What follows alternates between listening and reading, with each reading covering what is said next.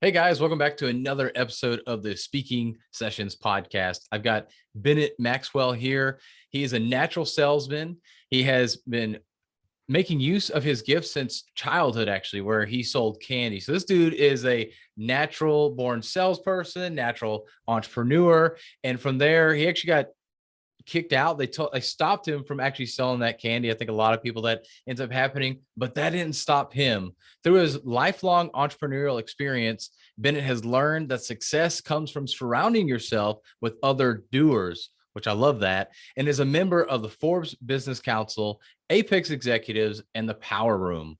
From leading and building sales teams to real estate, solar, nonprofits, and cookie franchising, Bennett has done really it all. His life motto is "It's what's on the inside that counts." And Bennett works to spread the message of proudly owning who you are, imperfections and all. He stands for authenticity and self acceptance, encouraging others to come as they are, knowing that just like these cookies, that what really counts and what matters is on the inside. So, Bennett, tell us a little bit more about yourself, and then we're going to dive into these cookies. Awesome, awesome. The cookies are the good part. Yeah, It's right. your business to be, and everybody likes you if you're handing out cookies. Um, yeah, so I mean, I've kind of done the sales. I wouldn't even say I'm a like a I consider myself an introvert. Like when I do sales, like that's what I've always done. But like I'm not. I don't ask people about their kids and their and their dog or build rapport. I'm like in it's business and I'm out. Just trying to really dive in. What's your problems? What's your needs? Let me solve those, and then let me go help the next person.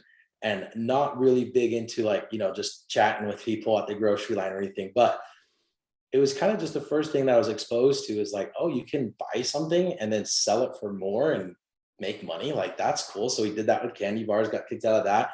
Then I was knocking doors in junior high, selling lawn aeration. So somebody else would come by and actually like run the little machine. But just knocking doors. And then to get by through sports, I did, I was playing football and wrestling and rugby. And to fund that and to pay for it and to go to the camps and stuff, you had to go sell either cookie dough or like the starving student cards. And so same thing, it was just out of necessity. I'm banging on doors selling these products. And if you sold a lot, you could actually make some money. So I always I paid for everything. I would usually make a little profit on there because I was always selling the most. So that's kind of my background. I got into the door to door and then started selling, pest control, started doing teams with pest, and then moved over to satellite. Great product, always saving people money. Then moved over to alarms, smart home systems. That was great as well. Had a real fun time doing that. And then did solar. Loved solar. Started a solar business with my brother, which was great. Learned a lot about business from him. And yeah, I mean, within 18 months, we'd actually sold the business. And then I dove headfirst into cookies. That's kind of where how I got where I'm at right now. Yeah, man. I guess that ties back to there whenever you were trying to get in all the football stuff where you went and sold cookies there. That's so it's full circle coming back Yeah. to it, but definitely a life of sales, like literally. And uh I think a lot of us discount that we are always selling, whether we're actually in a sales position or not. We're always selling no matter what in life. And Yeah. and really, besides being a business owner, being an entrepreneur, the next, I guess, if you will, best thing as far as money making goes is really being a salesperson or obviously a doctor. But you go through years and years and really over a decade of schooling just to finally make several hundred grand when you can do that soon after going out, right after high school Yeah. or not even at high school. I mean, especially with social media and internet. I mean, there's so many people making tons of money now. That was exactly the journey. Um, I wanted to be a doctor. I was going to pre-med and then I Yeah. did a summer and I'm like, wait a second, I just made more money than I would as a pediatrician in 4 months. This is probably a better lifestyle. And my wife, she actually wasn't in favor of me being a doctor because she's like, I'm not going to see you for the next so many years, you Hmm. know. But the sales, I was always building teams and I was recruiting. And in Utah, this is what everybody does, door to door sales, and it has a pretty big like kind of bro, like negative connotation to like, oh, you're door to door sales, bro. Uh, Hmm. and I try to switch that and was able to recruit a lot of people by, hey, what are you going to do? It's, oh, I'm going to be a dentist. I'm going to be a doctor or a lawyer or a marketer. And it's like, okay, cool. So you need to communicate with people. okay, cool. Come out and get communication training. Like if Mm, you can catch somebody's attention on the door that they have no idea who you are and you have no idea anything about them, but if you're able to capture their attention within that 5 to 10 seconds and learn that, tell me how that's not going to apply to you, even being a plumber, right? So mm. it was kind of shifting to, let's not focus on sales, let's focus on communication and problem solving. And because if you're a good salesman, that's what you're doing, right? You're a good communicator, you're a good listener, you're a good problem solver. Mhm. Now that's interesting. So you mentioned about how you don't like small talk, but you're supposed to capture somebody's attention at the door. How in the world does that work out? Because I don't want some sleazy, and I use that in quotes, sales guy coming knocking on my door and like right away, hey, if you bought this solar package, you could definitely save a lot of money on your electricity bill or not have one. Uh, So how in the world do you not have small talk, but yeah, so communicate and I capture attention? you kind of sell how you want to be sold. And I'm a very analytical, it's all about the numbers, Mm, like I don't care about you and your dog. That's not going to affect, or if your daughter went to the same school that my daughter did, that doesn't mean I'm going to buy from you. I'm just looking at it very objectively. So maybe that's why I sell. But like my pitch on the door when I was doing alarms, I went up with this little doorbell camera. This was, 5 years ago, and the doorbell cameras were just coming out and knock on the door like, hey, don't want to waste your time. I'm out here doing these little doorbell cameras. I saw you already had a security system. And it's like, are you interested or not? And most people are like, oh, and then they start asking a question. Or like with solar, I was in San Diego, the number one most saturated solar market. But there's still a lot of homes without solar. So I'm like knocking on their doors. I'm like, dude, like the first thing I would say when they open up the door, I know I'm the 50th solar guy at your door. Um, what I'm doing, and just a little intro, but it's basically, I was pitching three things. What your neighbors are telling me, I don't want to waste your time. I don't want to waste my time, but what your neighbors are telling me is if I can save you money instantly, it doesn't cost you a dime. I'm fixing your price and it's good for the environment. Like I'm locking in your price and it's good for the environment. Then why wouldn't you, right? Most mm. people are like, cool. So right off the bat, I'm like, I'm not here to bullshit you. I'm not here to try to build all this value and sell. It's like what I have is I'm going to cut your bill in half. And if I can't do that with no money down, I'm wasting my time. And I Mm. feel like people appreciate the bluntness and the honesty of that, rather than me like, hey, how long have you lived here for and all that. And that's a great sales approach. That just wasn't my approach. My approach was straight to the point. Like, do you want it or do you not want it? Um, and trying to cut out all of the, I guess, the wasted time. It's really all Yeah. about efficiency with me. No, Just I mean that makes a lot of sense. Yeah, it definitely makes a lot of sense. And sometimes I wonder about that for myself because being an engineer, I'm very much more analytical, very much factual. Here's the numbers. It's either logical, it works, or it doesn't work. But I feel like I have to build that rapport sometimes. So I might need to go back and look at my sales approach as well. Plus, like you said, it saves time, saves them time because it's like, hey, here's the numbers. Does it work? Yes, no. Okay, we're moving on. I It don't know helps if I you would tell too. anybody to not build rapport. It's not my style. Yeah. Oh, Every yeah. sales Yeah. No, book I I know what you're read is all saying. about building rapport. I'm just like, I'm going to pull out this calculator and show you how much savings you're going to have year 1, year 10, and year 25. And solar's math. If it makes sense, you're going to sign. If it doesn't, I'm not even going to ask you to sign because I'm going to know it doesn't make sense. Yeah. So that's kind Yeah. of my approach. So Yeah. No, that makes sense. not saying I But recommend it. It's just, but it's worked for me. yeah, definitely interesting approach. And also notice you mentioned something about your wife saying that if you went to medical school, you wouldn't have time. Yet typically, especially starting out as an entrepreneur, you don't have time either. So how in the world did that work out? I guess you were more of a salesperson than entrepreneur per Yeah. se, but still, how in the world? Like, I was working just like 4 or 5 months of the year. That was it, okay. and making a few hundred grand. And so I was still like going to school to please everybody, Hmm. And then I was a semester away, and I'm like, I'm dropping out. I tell a few people I'm dropping out. Everybody's freaking out. Oh, you can't drop out. Blah, blah, blah. Like I had straight A's. It wasn't because I wasn't good at school. I was a good student. And then I to get people off my back, I started telling people I'm taking a break. Mm, But my yeah. wife was like, "Why are you telling people you're taking a break?" I'm like, "To get them off my back," And she's like, "I'm glad you dropped out because I didn't want the doctor life. I like the let's move somewhere in the summer, work for 4 or 5 months, and then vacation for the other 7, 8 months." Now, as an entrepreneur, I did start, like when I started the solar business, I was working a lot. Lasted about a year until I worked myself out of the business, replaced myself, and then for that, and that's when I actually bought the cookie company, because I Mhm. still own the solar company, but I wasn't the sales manager anymore. I wasn't a sales rep. I wasn't a regional. I wasn't the marketer. I was nothing in the business. I was just a I'm here if you need me type of deal.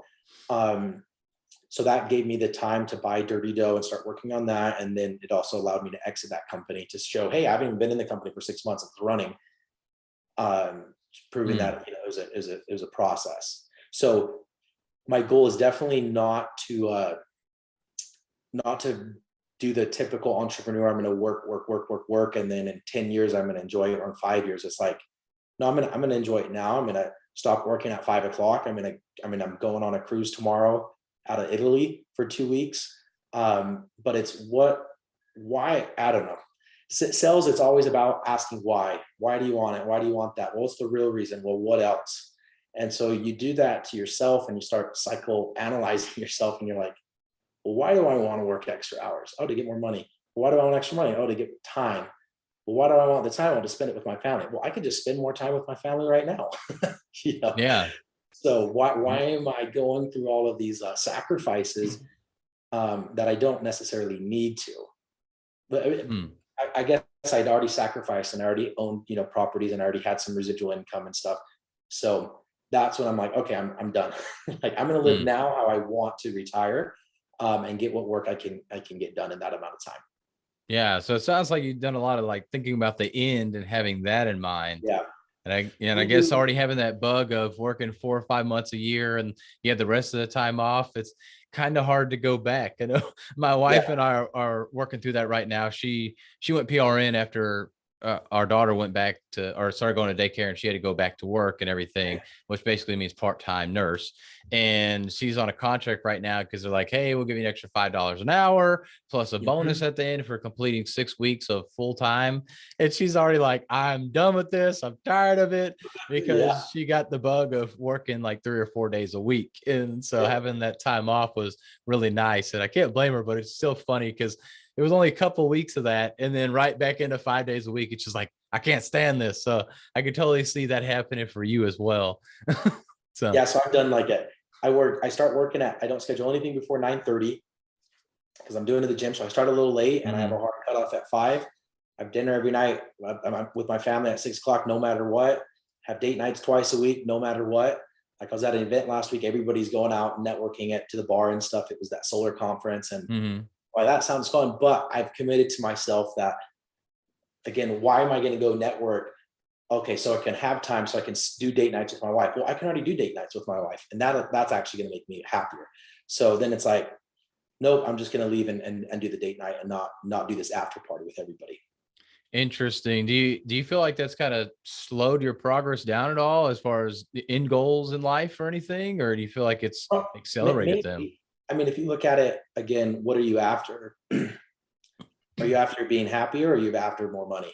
It's Mm. typically, you say you're after money to be happier, but it's like, well, can you just live the life you want to live? Like, I'm making good money. I have good investments. I have good retirement accounts and good real estate portfolio. So why do you keep working more than 40 hours a week, or even 30 hours a week, Mm. if you're living the life you want to live? Yeah, yeah, that makes a lot of sense. That's definitely something that, well, I guess for somebody just starting out, it'd be a lot harder. But I mean, sometimes you just have to put in that time, right? But you're at a point where you don't have to put in that time anymore. It sounds like you really got off on a good start, anyways. So you Yeah, didn't you yeah, I didn't got really lucky. ever have to do that, if you will. But I know during those few months you were working, I'm sure you were busting your butt, but then you had all that Mhm. time off afterwards, and now you're working more weeks through the year, probably, but you're not working as many hours during those few months like you were with solar and everything. Yeah, Uh, no, exactly. It was definitely, you grind, and then you relax. And now mhm. it's kind of like, let's build a lifestyle that is what I want to live and what my Mhm. family wants. Mm. I love it. And so I know you're all in the cookie business and everything with Dirty Dough. And we talked about a little bit offline, but you're kind of building a nonprofit behind it. So talk about that. How in the world did you get into going into Dirty Dough and then really building that nonprofit with that and the why behind it and everything? Yeah. So about 3 years ago, um, at that 3 years ago, I had a daughter that was 2 and a newborn daughter. And I listened to a podcast called, it was a Joe Rogan podcast, and he was interviewing a psychologist named Jonathan Haidt. And he was looking at the suicide and self-harm rates in teenagers and kids.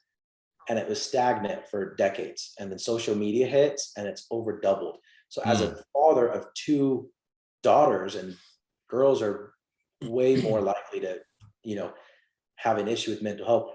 What do you do? I didn't know what to do. But it just got me worried. And then a year later, I had a wife. I didn't have a wife. I have a wife. My wife's niece, 12 years old, had a suicide attempt. And it's like, I didn't know that that was a thing. Right. And here Mm. in Utah 2 months ago, it made national news saying a 12-year-old actually died by suicide. And it's just like, what is going on? And then I had a daughter, my older daughter, a year ago. She started watching YouTube, and she's watching this great show. It's called A for Adley. And it's Mm. like an LDS Mormon guy out of Utah playing with this kid. It's great content. But what I already noticed my daughter doing at 4 years old, maybe even 3, it's, Daddy, I want what Adley has. Daddy, I want to go where Adley's going. Right. And Mm. it's like she's already comparing herself to Adley. Mm. And it's taking, it's like their camera's following them around just doing their stuff, right? But they're turning off the camera when somebody starts crying and when the Yeah. kids start fighting, Oh, yeah. So we know that that's not real, but psychologically, like in our subconscious, it's like, oh man, that's a perfect life. So at 3 years old, 4 years old, my daughter's already going through that. She's like, what Wow. do you do? How do you take away this comparison of like, I'm living my normal life, but because I'm comparing myself to Philip's Instagram life, I don't feel good about myself anymore. So bought this company, and I've been mulling this over, like, what do I do? What do I do? And then I heard an employee say, "Dirty dough means the dough's dirty. We focus on the inside of the cookie." And I'm like, "Oh, that's a Mm. really good message. Like, let's run with that." And then it's like, okay, well, let's put in more mix-ins, more fillings. Let's do 2-layer cookies. Let's do 3-layer cookies, and then we can show people that these are dirty, messy cookies, just like life is dirty and messy, but it's meant to be enjoyed like that. We want to stand for like on an authentic cookie, right? And it's Mm. like, it is how it is. You don't need to get dressed up or do your makeup or look good to go into a Dirty Dough store. And that's, so it just fit really well with the product. And then it's like, okay, well, what can we do with this? We've sold 57 franchises in 4 months. And it's like, okay, well, it's not out there to say that we might get 1,000 franchises. So if we have 1,000 franchises, that's a big vehicle. What can we potentially do for that? So the first thing we did is like, okay, well, who's working in our stores? 16 to 22-year-old kids mainly, and mainly females. And who's at the height of the mental crisis? Boom, right there. So with 1,000 stores, that's 20, 30,000 employees between us and our franchisees. So how can we help them? So we, at a corporate level, we're paying for a life guidance service. So it pairs them with a life guide that's gone through something similar, and it's unlimited calls per month. And it's whether it's, an anxiety or depression, but it's also, what about peak performance? What about financial stress, eating healthy, sleeping good, mindfulness, guided meditation, going through a divorce, single parenting. It's like 50 different things. And there's no employee that we're going to hire that doesn't have 5 things that they can work on if we can coach them through that and get their mentality right. And then, so it's like, okay, let's do that for the employees. But what about our end user? Other than just pushing the message of the inside matters most and what's on the inside, all of that, it's what can we actually do? And there's wellness centers popping up in high schools and junior highs and even elementaries. So it's us, our nonprofit is calling these schools and saying, hey, do you guys have a room that we can convert to a wellness center? We'll fund it. We'll show you how to do everything. You guys just need the room and then, somebody to run it. Mm. And what these rooms are all about, it's giving kids the chance to learn the coping mechanisms that I've learned now. I'm 29, but give them, what is guided meditation? So they can take a little break. They're only allowed to be in these rooms for like 10, 20 minutes.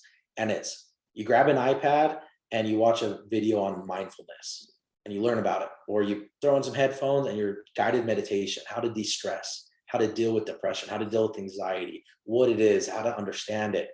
And it's teaching kids these, rather than protecting them and giving them a safe space per se, Mhm. it's shit's gonna hit the fan, like it will. Let's teach you how to overcome it at a young age. Mm. So that's what we're doing. I think we're per franchise that we open. I think we'll fund 2 to 3 of these wellness centers in their local area. So I think we'll have several hundred of these open pretty soon. Really excited about that. It's just something that I was never taught, and I wish I was taught. Like I use Yeah. meditation a lot. I read books about mindset and how to, live a fulfilled and happy life. And in high school, I didn't know about that though. Yeah. Oh yeah, man. Same here. And as you know, with entrepreneurship, it's all about mindset and being around the right crowd and everything. Mhm. And that's incredible. So this is not just for girls though, right? It's just for any young person then, or Yeah, yeah, it's okay. for anybody. It's just girls are more susceptible and Yeah. have Yeah. these higher risks, so they're the ones that we're most focused on. Mhm. Uh, but no, it's for anybody. Okay. And so how in the world did this, I mean, I know you talked about a little bit how it came about, but then when we were talking offline as well, you had other things you were planning on doing with this. So how did this process come about? Because I mean, I know like you mentioned, it was your daughter seeing her and how she compared herself to the YouTuber, the little girl on YouTube when she was only like 3 or 4 years old. But how has all this came about? Because I know you're starting to add more things on top of this wellness centers and all these schools, but how did you build up this process? Because we think about, we want to create something, we want to create a business, we want to get on stage, we want to spread a certain message, but it seems so daunting and there's so many things maybe we want to do, or we have this big idea but we don't even know how to start. So how did you even get started with that? I talked to 300 people. Like that's so. I guess the strategy that I've used is E-Myth Revisited. It's all Mm, about you great start a book. business. You're familiar with it, right? But Mm, for the audience, if anybody's not familiar with it, you start a business and you build an organization chart on what your business is going to look like in 3 years or in 5 years. And then you put so it's like, well, I'm going to have a CFO eventually. So here's the CFO role, and this is what they're going to do. And under the CFO, we're going to have a bookkeeper. This is what they're going to do.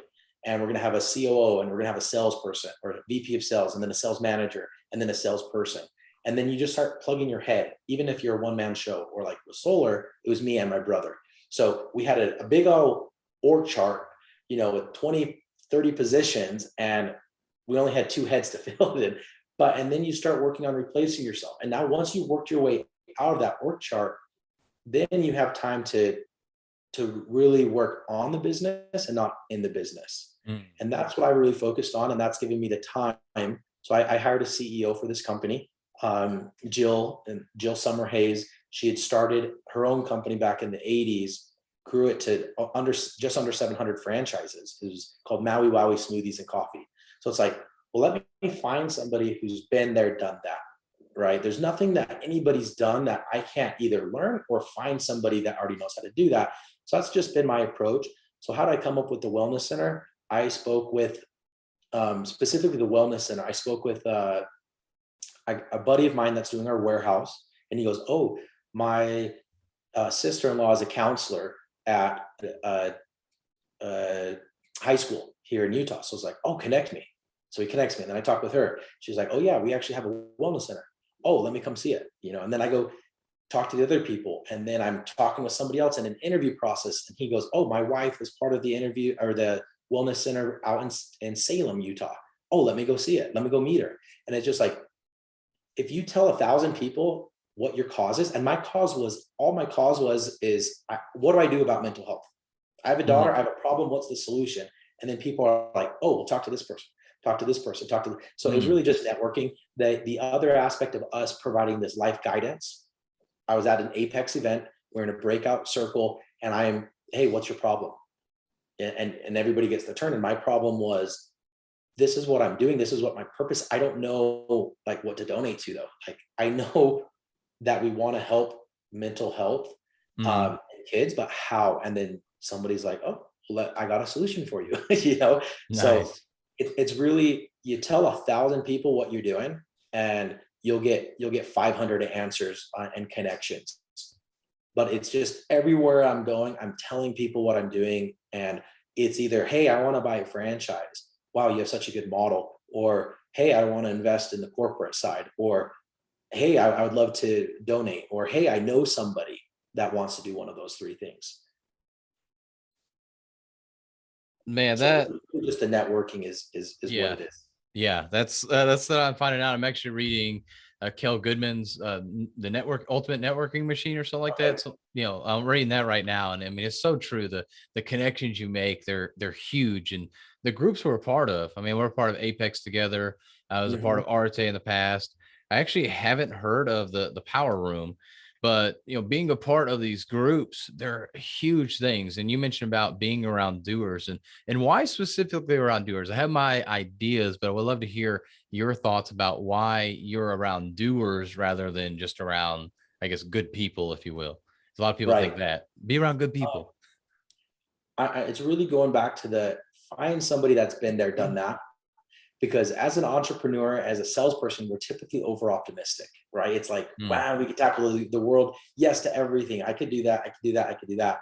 So if I think I could do everything, I'm gonna have to hire the right person, hmm and surround my or do something with the right person, right? Like you want to buy real estate as an investment property. Don't go to your mom that has a real estate license, right? Don't go to your buddy, best friend that helps broker deals for your first time home buyers.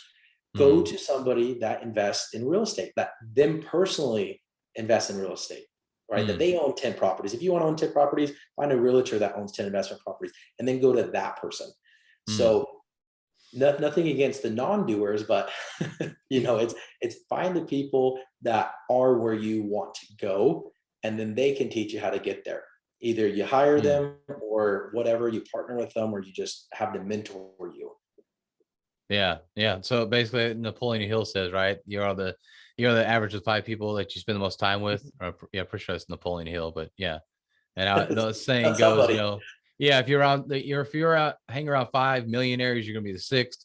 So basically that. So if you hang Yeah. around a bunch of doers, you're gonna become a doer yourself, and you're gonna be able to reach those goals that you want to through those people.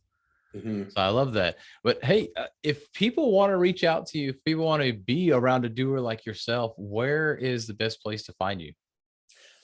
Connecting with me on social media. So I have a website, bennettmaxwell.com, BENNETT.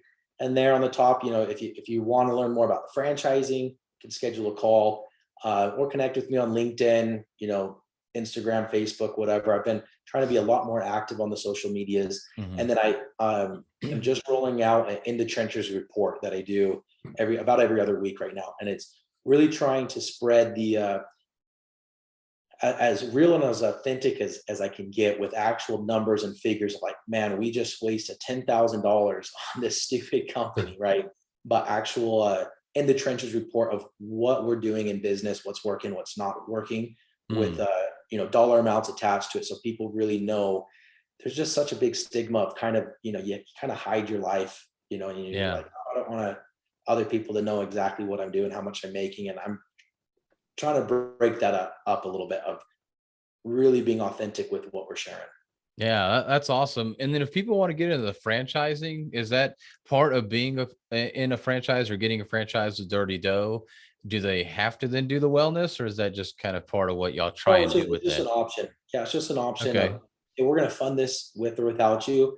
hmm If nothing else, it's use your store so we can do like a Virginia High School, you own the Virginia Dirty Dough. Virginia High School is going to donate 15% of proceeds tonight to this cause. And then we blast that, we market it for you, and then you just serve the cookies. So Okay.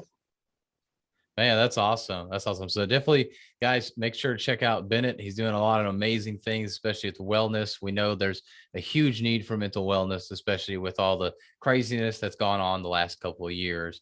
Bennett, really appreciate your time. Thank you for coming yeah, on and sharing so much value. thanks, man.